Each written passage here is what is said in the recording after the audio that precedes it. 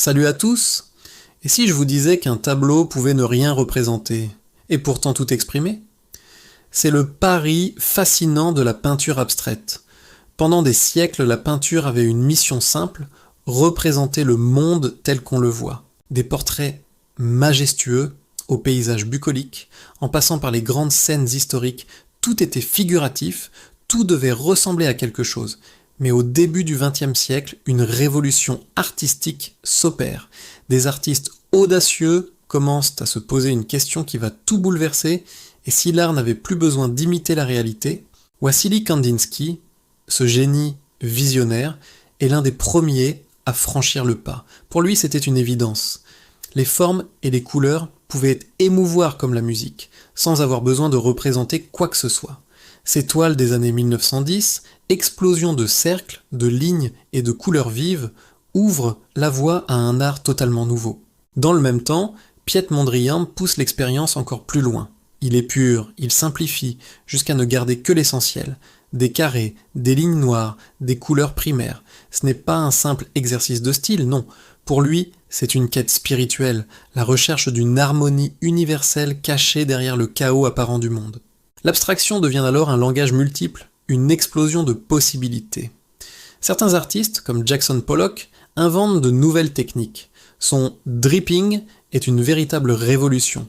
Il danse autour de ces toiles immenses, projetant la peinture, la laissant couler librement. Le résultat ? Des œuvres qui semblent chaotiques, mais qui traduisent une énergie pure, un dialogue intense entre l'artiste et sa matière. À l'opposé, Mark Rothko nous invite à la contemplation avec ses grands aplats de couleurs flottantes. Face à ces toiles monumentales, le temps semble s'arrêter. C'est une expérience presque méditative où chaque nuance devient un voyage émotionnel. Cette révolution artistique ne naît pas par hasard. Le XXe siècle est une époque de bouleversements profonds, guerre mondiale, révolution scientifique, nouvelle façon de penser le monde. L'art abstrait devient alors le reflet de cette modernité, une façon d'explorer l'invisible, l'indicible.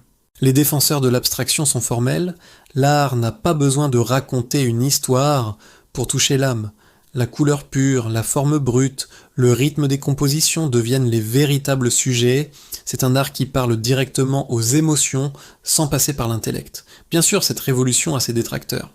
Combien de fois n'a-t-on pas entendu « Mon enfant de 5 ans pourrait faire ça » ou « Je ne comprends rien à ces gribouillis ». Beaucoup se sentent perdus face à ces œuvres qui semblent défier toute logique. Pourtant, l'influence de l'art abstrait est partout autour de nous aujourd'hui. Dans la publicité, le design, l'architecture, jusqu'au graphisme de nos écrans, cette liberté créative a ouvert des portes qui ne se refermeront jamais. L'abstraction reste un sujet de débat passionné. Certains y voient là le sommet de l'art moderne, d'autres un détachement trop radical de notre réalité. Mais n'est-ce pas justement le rôle de l'art de nous faire voir au-delà des apparences? Car la peinture abstraite ne cherche pas à montrer le monde tel qu'il est, mais à peindre l'invisible, l'émotion brute, la pensée pure, ce qui se cache derrière le visible. Elle nous rappelle que l'art, comme la vie, n'a pas toujours besoin d'explications pour être profondément ressenti. Si cette plongée dans l'art abstrait vous a intéressé, n'hésitez pas à liker cette vidéo et à vous abonner pour plus de contenu sur l'histoire de l'art. Et vous, que pensez-vous de l'art abstrait ? Partagez votre opinion dans les commentaires. À bientôt pour de nouvelles découvertes artistiques.